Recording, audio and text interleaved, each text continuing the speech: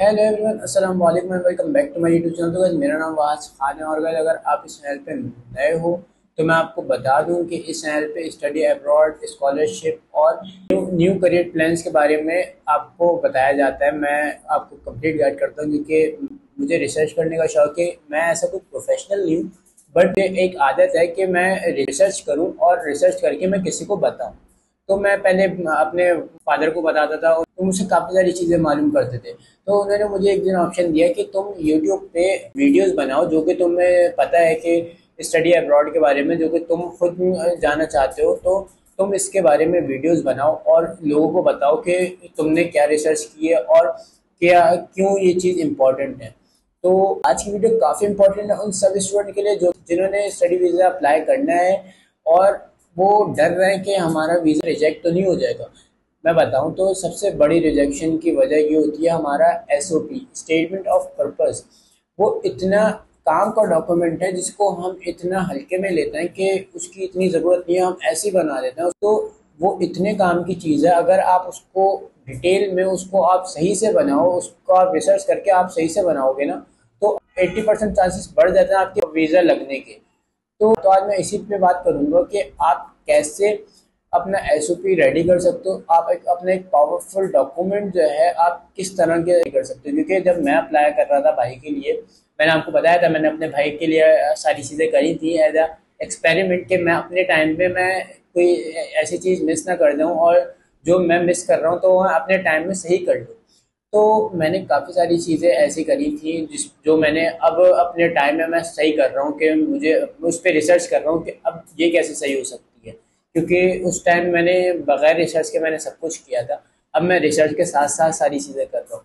तो अब मुझे पता चला कि मेरे भाई का एक दफ़ा वीज़ा रिजेक्ट हुआ था, जो कि वजह बना था एसओपी। एसओपी की वजह से मेरे भाई का जो रिजेक्ट हुआ उस टाइम मुझे पता लग गया कि एसओपी एक बहुत पावरफुल डॉक्यूमेंट है जो कि आपका सारा वीज़ा अप्रूवल और रिजेक्शन रिलाई करता है। तो मैंने उस टाइम जो है उस पर काफ़ी रिसर्च की थी, उस पर जो है मैंने काफ़ी उस पर देख के टाइम लगा के उसको एक स्ट्रॉन्ग बनाया था जिस पे मेरे भाई का वीज़ा लग गया था।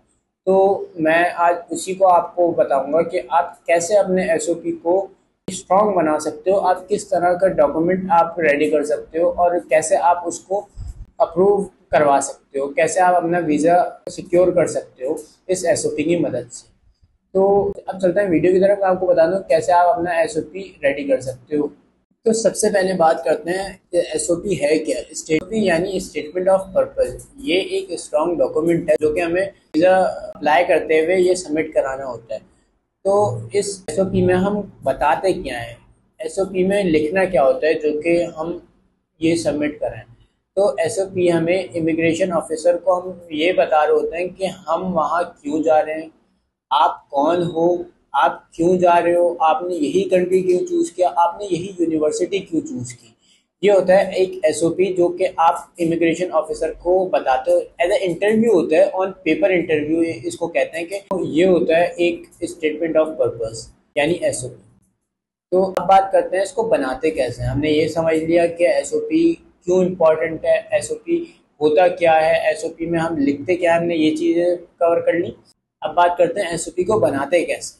सबसे पहले आप अपने आप को इंट्रोड्यूस करते हो, यानी आप अपना नाम बताते हो, अपनी रिसेंट क्वालिफिकेशन बताते हो। एग्जाम्पल के तौर पे ऐसे आप बता सकते हो, hello my name is Wahaj and I am a recent intermediate graduate from Karachi Pakistan. आप इस तरह आप बता सकते हो। तो ये एक फर्स्ट स्टेप है आपने अपने आप को अपना स्टेटमेंट ऑफ पर्पस एसओपी यानी स्टार्ट करने का। सेकंड क्वेश्चन में आपने बताना है कि वाई दिस कंट्री। आप अगर कनाडा के लिए अप्लाई कर रहे हो, यूके के लिए अप्लाई कर रहे हो, ऑस्ट्रेलिया के लिए अप्लाई कर रहे हो, तो आपने उसमें बताना है कि आपने इसी कंट्री में क्यों अप्लाई किया। आप लिख सकते हो सेफ, आप लिख सकते हो मल्टी कल्चर, आप लिख सकते हो क्वालिटी एजुकेशन। ऐसी कोई भी आप चीज़ लिख दो जो कि आपको लगे इस कंट्री आपको प्रोवाइड करती है। अगर आप ये लिख दोगे I want to settle permanently, ये एक बहुत बड़ा रेड फ्लैग होता है। आपका वीज़ा फौरन रिजेक्ट कर देंगे और आपको एक तरह से एज अ ब्लैकलिस्ट कर देंगे कि आप वहाँ का वीज़ा कभी ले ही नहीं सकते। तो आपने कुछ भी ऐसा लिख देना है जो कि उनसे उनकी कंट्री से रिलेट करता हो, like multi culture, like quality education और एज अ सेफ कंट्री आप जा सकते हो। तो ऐसा आप कुछ भी लिख सकते हो, आपने ये नहीं लिखना है I want to settle permanently. Third आ जाता है आप अपना कोर्स और यूनिवर्सिटी के बारे में बताओ, आपने यही यूनिवर्सिटी और कोर्स क्यों चूज किया। एग्जाम्पल के तौर पे I choose this course in business from XYZ university. आप इस तरह आप कुछ भी बोल सकते हो, आप उसमें लिखो, आपने चैट जीपीटी करो, आप रिसर्च करो उस पर, आप गूगल से देखो, आप उसके बारे में अपनी यूनिवर्सिटी के बारे में आप लिखो कि मैंने ये यूनिवर्सिटी क्यों चूज़ करी, 4-5 यूनिवर्सिटी शॉर्टलिस्ट करी थी उसमें मैंने ये चूज़ करी, इसमें ये चीज़ अच्छी थी। आप ये काफ़ी सारी चीज़ें लिख सकते हो और अपने अब आपने जो प्रोग्राम चूज़ किया, आपने जो कोर्स चूज़ किया उसको आप अलाइन करो अपने गोल से। अपने गोल भी आपने उसी पार्ट थर्ड पार्ट में आपने अपने गोल और अपने कोर्स को अलाइन करना है। आपने थर्ड पार्ट में अपने गोल्स का भी बताना है कि आपका फ्यूचर गोल क्या है, आप स्टडी के बाद आप क्या करोगे। स्टेप 4 आ जाता है कि आप अपना करियर प्लान बताओ, पाकिस्तान वापस आके आप क्या करोगे। आप अपना एक ऐसा करियर प्लान बताना है जो कि आपने ये नहीं लिखना I want to settle permanently, भले आपने सेटल होना हो आपने, लेकिन उसमें नहीं लिखना है।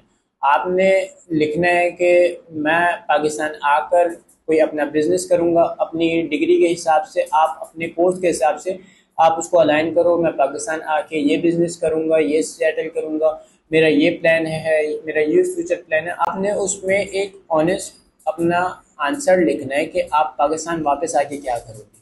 जो आपने वहाँ सेटल होके करना है वही आपने कह देना है कि पाकिस्तान आकर मैं ये करूँगा। आपने ये नहीं कहना कि मैं उसी कंट्री में सेटल होऊंगा और वहाँ मैं काम करूँगा। आपने ये कभी नहीं कहना। आपने अगर एसओपी में आपने ये लिखा तो आपका वीज़ा फौरन रिजेक्ट हो जाएगा, कोई टाइम नहीं लगाएंगे वो आपके वीज़ा रिजेक्ट करने में।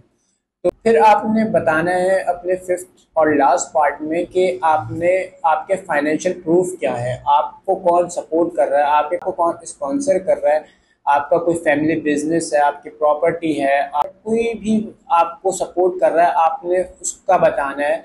लाइक मुझे फादर मेरे सपोर्ट कर रहे हैं मुझे स्टडी अब्रॉड जाने में, आप कुछ भी लिख सकते हो, लेकिन अपने फाइनेंशियल प्रूफ आपने क्लियर देने हैं जो कि इमिग्रेशन ऑफिसर को समझ में आए।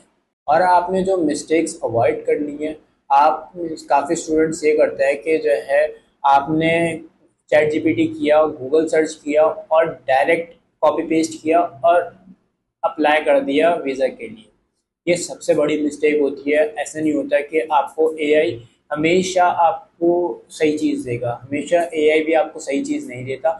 आपने सर्च करना है, चैट जीपीटी करना है, गूगल सर्च करना है, आपने जो करना है आप करो, आप वहाँ से इंफॉर्मेशन लो और अपनी टोन में आप लिखो, आप क्लियर इंग्लिश में लिखो, आपको कोई इशू नहीं आएगा। आपने बस कॉपी पेस्ट नहीं करना, क्योंकि ग्रामर मिस्टेक, स्पेलिंग मिस्टेक वो काफ़ी दफ़ा कर देते हैं और एसओपी में ग्रामर और स्पेलिंग मिस्टेक नहीं होनी चाहिए। अगर ये मिस्टेक होती है तो आपके वीज़ा रिजेक्ट होने के चांसेस काफ़ी बढ़ जाते हैं। कोई फेक इंटेंशन आपने उस एसओपी में नहीं दिखानी कि आपने ये मिस्टेक्स हैं जो कि अवॉइड करनी है, और ऊपर मैंने आपको 5 स्टेप बताए हैं, आपने वो फॉलो करने हैं। और कुछ टिप्स हैं जो कि आप यूज़ कर सकते हो। आपने कोई इतनी हाई एंड इंग्लिश नहीं लिखनी है, आपने क्लियर इंग्लिश में लिखना है, एज ए स्टूडेंट की टोन में आपने लिखना है। आपने ऑनेस्ट रहना है उस एसओपी में, कम्प्लीटली ऑनेस्ट रहना है। ऐसा नहीं कि आप फेक लिखो, अगर आप फेक भी लिखते हो तो भी आपकी टोन जो है वो काफ़ी ऑनेस्ट होनी चाहिए। आप कहीं से भी आपकी फेक इंटेंशन ना झलके उस एसओपी में। और आपका एसओपी जो है वो 800 to 1200 वर्ड्स के अंडर होना चाहिए, 1200 वर्ड से एक्सीड ना करे। ये आपके लिए काफ़ी बड़ा रेड फ्लैग होता है कि हमने काफ़ी बड़ा लिख दिया। आपको इसके अंदर ही रहना है, 1200 वर्ड्स के अंदर, ज़्यादा लॉन्ग नहीं करना, ना ही ज़्यादा शॉर्ट करना। और हमेशा जब भी आप सबमिट कराने लगो तब आप एक दफ़ा प्रूफ रीड कर लो उसको कि उसमें कोई मिस्टेक तो नहीं है, उसमें कोई स्पेलिंग मिस्टेक तो नहीं है, उसमें कोई ग्रामर मिस्टेक तो नहीं है। आपकी कोई ऐसी मिस्टेक आपका वीज़ा रिजेक्ट करवा सकती है। तो हमेशा आपने प्रोफेशनल रहना है और आपने एसओपी में ऑनेस्ट रहना है और एक दफ़ा लाजमी प्रूफ रीड करना है। ऐसा नहीं कि आपने लिख दिया और डायरेक्ट अप्लाई कर दिया, आपने ऐसे बिल्कुल नहीं करना। आपने एक दफ़ा पढ़ना है आराम से बैठकर, उसमें क्या गलतियां हैं तो आपने उसको एक दफ़ा पढ़ना है और फिर जाके अप्लाई करना है। और अगर आप प्रूफ रीड आपने कर लिया लेकिन आप फिर भी डर रहे हो कि यार इसमें कोई मिस्टेक तो नहीं है, तो आप मुझे नीचे कमेंट में आप मुझे रीच आउट करो या डीएम मुझे करो। मेरा इंस्टाग्राम का लिंक मेरे डिस्क्रिप्शन में है, आप जाओ वहाँ से मुझे डीएम करो, अपना एसओपी का मुझे सारा कंटेंट भेजो, मैं आपको कंप्लीट प्रूफ रीड करके मैं आपको बताता हूँ। अगर आप इसमें कोई चेंजेस करने होंगे वो मैं आपको बता दूंगा, अगर आपका वो सही होगा तो मैं आपको बता दूंगा। अगर आपको इससे रिलेटेड कोई भी क्वेश्चन हो आप मुझे कमेंट में पूछ सकते हो। अगर आपको ये वीडियो पसंद आई हो तो लाइक ज़रूर कीजिएगा, शेयर कीजिएगा उन दोस्तों के साथ जो कि अप्लाई कर रहे हैं स्टडी वीज़ा के लिए। सब्सक्राइब करना ना भूलना। तब तक के लिए अपने भाई को जाए तो अल्लाह हाफिज़।